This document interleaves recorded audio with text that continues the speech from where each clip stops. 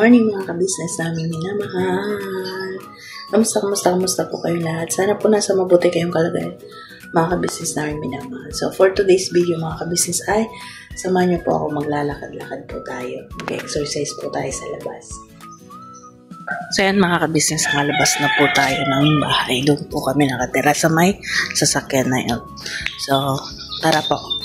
Maglalakad-lakad po tayo ngayon. Maaga pa po. Pero maliwanag naman na 5:30 ng umaga. So, kahapon po ay maghapon na namang umuulan, tapos magdamag. Buti po ngayon ay medyo okay na. Yan. Maliwanag na po yung ating kapaligiran. Ganda na po yung yan.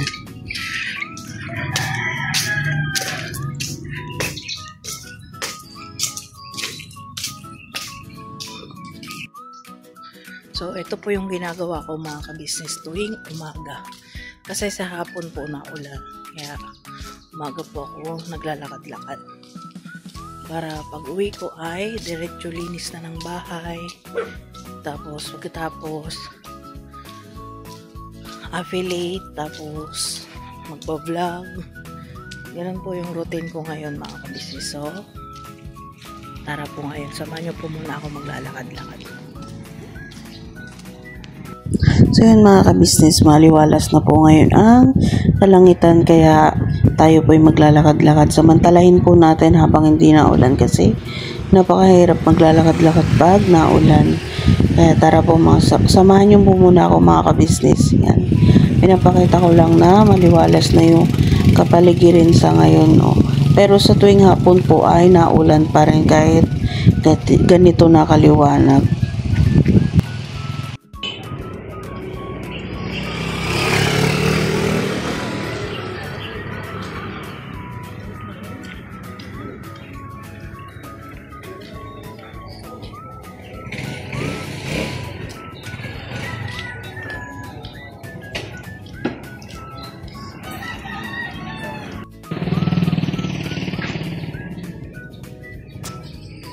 So yun mga ka-business, lalakad-lakad pa rin po tayo.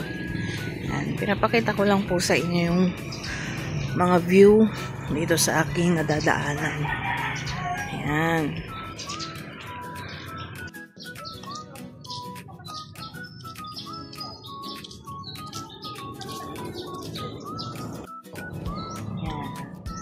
So yan mga ka-business, lalakad-lakad pa rin po ako.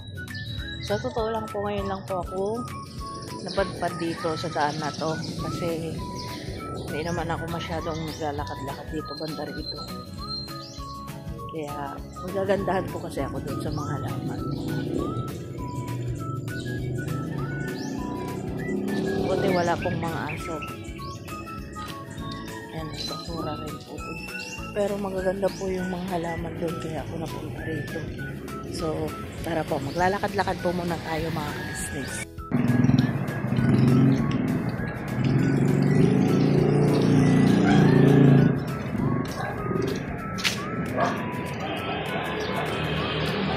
So yun mga ka-business, ngayon naman po ay andito na ako sa highway papunta ng palengke. So dito na po ako napadpad at nakita ko po itong tindahan ng mga halaman. Napakaganda po. Yan, dito na po ako sa malapit ng palengke. Ito na po. Ito po yung palengke dito sa may Bagumbong, Caloocan mga ka-business. Malapit na. So yun mga ka-business, hindi ko na po naipakita yung aking pag-uwi galing sa paglalakad-lakad. Nakabili na rin po pala ako ng uulamin namin ni Lito at lulutuin natin ngayon mga ka-business. Nakabili po ako ng bangus. So yan, lilinisin na po natin. Akin na pong pinasuyo, pinalinis ko na po doon at binoneless na rin po nila mga ka-business. Kasi sa totoo lang po si Lito ay hindi siya maano sa bangus kasi lagi siyang natitinik kaya madalang po kaming makaulam ng bangus. Makakaulam lang po kami ng bangus pag boneless kasi natatakot po siyang kumain ng bangus mga ka-business. Minsan namimiss ko rin at paborito ko rin kasi ang bangus. So ito po ang ating lulutuin for today's video. Yan, ganyan po ako maglinis mga ka-business, running water po pala. Kasi para malinis po na maayos yung ating bangus at kinukut-kut ko po talaga yung mga may dugo-dugo. Tinatanggal ko po kasi para hindi po malangsa. Yan po kayo kasi yung isa mga ka-business na nagpapalansa dun sa ating mga isda, yung mga dugo-dugo na naiiwan. Kaya tatanggalin po natin lahat yun para hindi po malangsa ang ating isda. Kayo po mga ka-business, ano po yung paborito ninyong mga isda at anong luto?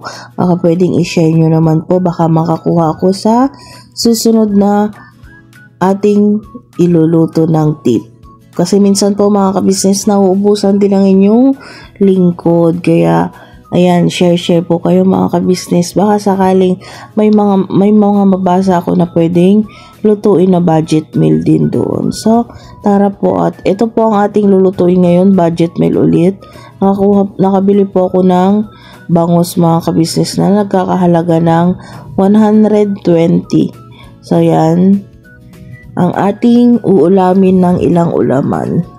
Kaya, atin pong lulutuin. At syempre, pagbibigyan po natin ng cravings ngayon ng Ate Vera ninyo. Kasi ilang araw na po akong nagkikrib ng bangus. So, kaya ako po bumili ng ganito. So, yan mga ka-business. Pagkatapos ko pong linisin, pinapatiktik ko po yan. Yan, lilinisin ko lang po yung aking strainer kasi dito ko po ipapatiktik yung ating bangus.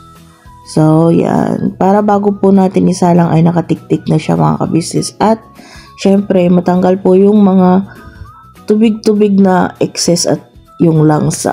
So, tara po at magre-ready na rin po tayo ng ihahalo natin dito sa ating isda. Meron po ako ditong binabiling okra, nagkakalaga po ng 10 pesos.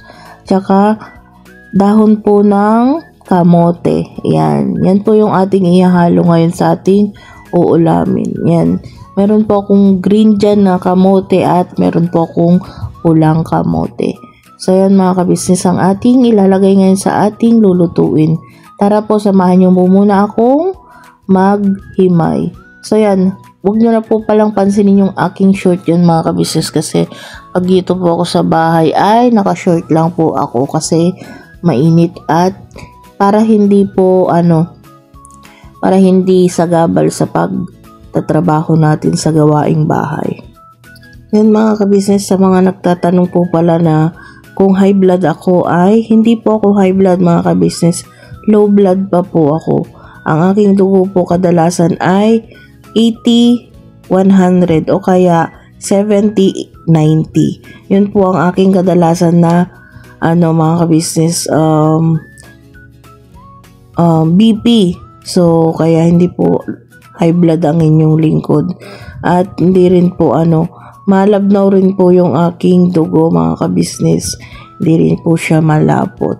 So, yun. Sa mga nagtatanong po kung ako'y high blood, sana po nasagot ko na po ang inyong mga katanungan.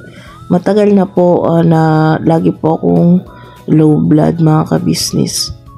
Kaya po ako laging nahihilo. Yun. Kasi sabi naman po ng doktor na pinagpapaanuhan ko ngayon ay parehas lang po nang nararamdaman ang low blood at saka high blood. Kaya ganun po mga ka-business. Tsaka minsan po pagka umaabot ng ang dugo ko ay 70-90 ay pinapano pa nga po ako yung atay na yung kilaw. Yun yung pinapaulam po sa akin. Kasi hindi na po akma yung dugo sa katawan ko. So, yan mga ka-business. Kaya sana po sa mga natatakot tuwing nag-uulam po ako ng atay, huwag po kayong mag-alala mga ka-business at nakabalance naman po yung aking mga kinakain. So yan, siguro nagpapasalamat pa rin ako sa mga concern nyo, sa mga nagpapabot ng advice. Maraming salamat po. Pag na-heart ko po yung inyong mga comment ay nababasa ko po mga ka-business. Kaya wag po kayong mag-alala sa mga baka hindi ko na babasa yung mga payo nyo. Pag na-heart ko po ay nabasa ko. Pag hindi po ay hindi ko po nabasa. So maraming salamat po sa inyong mga payo. Marami po kayong nagpapayo dyan kaya hindi ko na po kayo may isa. Salamat na lang po ng madami sa mga payo nyo at pinapakinggan at ina-appreciate ko po ng malaki yun. Maraming salamat po talaga. Kaya Nagpapasalamat po ako ng malaki mga kabisnes kasi andyan kayong napayo sa akin. Huwag po kayong mag-alala at talaga namang inaalagaan ko yung aking sarili para naman po umayos pa ang ating pakiramdam. Kaya hindi po muna ako pumapasok kasi syempre alanganin din po. Mahirap kasi yung panayang absent, di ba po mga kabisnes? Hindi lang nakakahiya kundi napiperwisyo pa pati yung trabaho natin, yung pinagtatrabahuhan. Kasi syempre, inaasahan nila na papasok ka tapos biglang hindi. Yun, so, yun po yung dahilan mga business. Pag ganun po kasi na may sakit, ay hindi mo naman, ganito pong may mga nararamdaman ka, hindi mo maaasahan kung kailang susulpot yung sama ng pakiramdam mo. Yan mga ka-business. Kung kailang okay ka, yung ganun.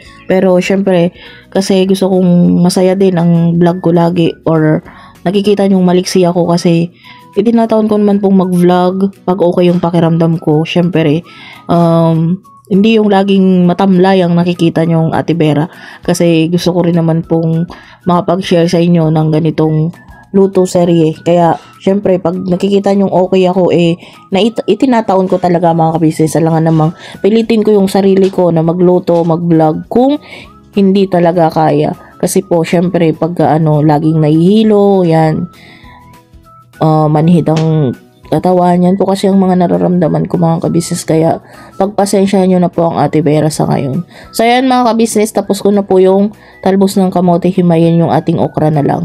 Ganyan po ako ng okra mga kabisnes. Hindi ko po siya agad dinuhugasan at hugasan ko po yan pag isasalang ko na para hindi siya madulas.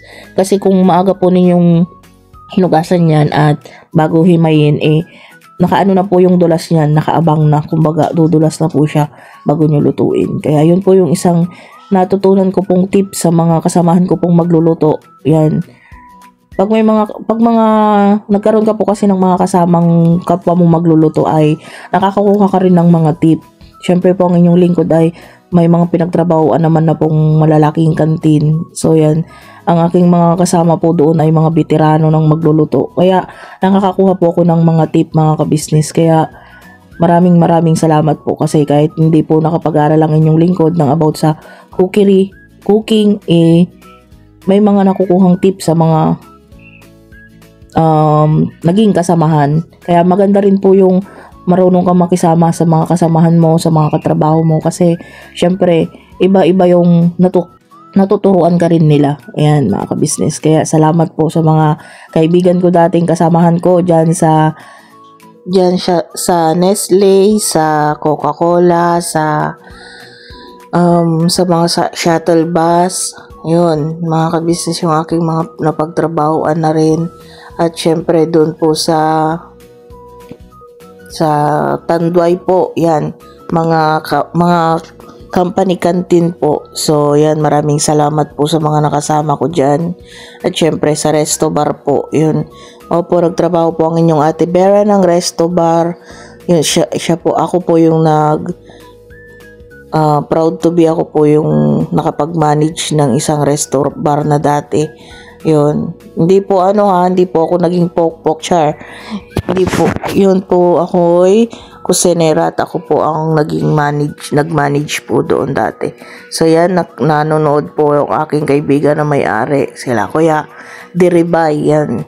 Shout out po sa inyo. Kamusta po kayong lahat? Yan mga ka-business, mabalik na po tayo sa ating niluluto. So, sibuyas naman po ang ating ihahanda. Ang aking isasangkap lang po dito ay sibuyas at luya. So, alam ko po mga ka-business na alam na ninyo kung ano yung ating lulutuin ngayon. Pero, syempre, gusto ko pa rin pong i-share sa inyo. Baka may mga ka-business pa rin po tayong hindi nakapanood sa mga una kong vlog tungkol po sa luto na to at gusto rin po nilang matuto ay syempre, andito po ang ating lingkod para po mag-share, ka-business. Ito po, matapos ko pong hugasan ng ating sibuyas at luya ay atin na pong hihiwain mga ka-business. Yan mga ka-business, kung mapapansin nyo po yung aking luya ay hindi ko po binalatan. Hindi ko po talaga binabalatan yan mga ka-business at hinugasan ko lang ng maigi. Kinukuskus ko lang po ng maigi para po matanggal po yung dumi-dumi at hihiwain ko na po. Kadalasan po kasing magluya ako mga ka-business ay hindi ko na binabalatan kasi nandyan po yung mas nasasarapan po ako pag andyan yung balat. Yan mga ka-business. Ganyan lang po ang ating hiwa ng ating luya. So, tayantay lang po tayo at sasalang na po natin mga kabisnes. Pasensya na po kayo sa mga mga kabisnes. Pag ako'y nagluluto ay hinahaluan ko ng konting kwento kasi ayoko naman pong mainip kayo kasi pag puro ito po yung aking lulutuin, mabilis naman po pagka pinas forward ko, pero syempre hindi ko po ginagawa kasi pangit naman po kung maka-pass forward lagi at iiksi po ng gusto yung ating video, kaya para hindi po kayo mainip ay ini-entertain ko na lang po kayo sa pagkukwento at gusto ko rin naman pong meron akong maikwento sa inyo at meron kayong alam kahit papano sa nangyayari ngayon sa amin. Kaya yung mga naiinis po na bakit daw ako nagkukwento or nag-shoutout tuwing ako'y nagluluto ay pasensya na po kayo, ganito po kasi yung gusto kong maging strategy ng aking pagluluto. Yung ayoko po kasi kayong mainip mga kabisnes. So, balik na po tayo sa aking niluluto. Nilatag ko na po sa ating lulutuan yung sibuyas at luya mga kabisnes. At ilalagay ko na rin po pala mali mga kabisnes, hindi po pala yung sili, yung ating isda. Yan, latag na po natin mga kabisnes. Latag lang po natin isa-isa yan para pag sinandok po mamaya ay hindi naman siya madurog. So, ganyan lang po ang aking pagluluto. Simple lang at mabilis lang to ngayon mga kabisnes. At alam ko namang karamihan sa inyo ay alam na tong luto. Syempre, gusto ko lang i-share yung Alavera version. Yan mga kabisnes, okay na po yung ating bangus. At ilalagay na rin po natin yung sili. Yan. Susunod po natin ay lalagyan po natin ng kaunting asin. At lalagyan na rin po pala natin ng asin mga kabisnes naming minamahal. Yan. Konti lamang po at mamaya ay titimplahan po ninyo kung okay na o hindi pa. Naglagay na rin po pala ako ng suka dyan mga kabisnes. Mas marami po yung aking nilalagay na suka. Yan. Tapos konting tubig lang po mga kabisnes, mga kalahating baso lang. Mas marami po akong nilalagay na suka kaysa yung ating tubig para mas maasim po mga kabisnes. Yan, ganyan po ako magpaksiw. Opo mga kabisnes, paksiw lang po ang ating luto for today's video. Tapos lalagay na rin yung ating okra. Then, isasalang na po natin yan mga kabisnes. Mamaya na po yung ating talbos ng kamote. Yan, okay na po. Pwede na pong isalang. At bago po matapos ang vlog na to, gusto ko lang po ulit magpasalamat sa inyong lahat sa pagsuporta at pagmamahal sa amin. Pa-share po ng ating video mga kabisnes. Ingat po kayo lagi at God bless us all. Bye!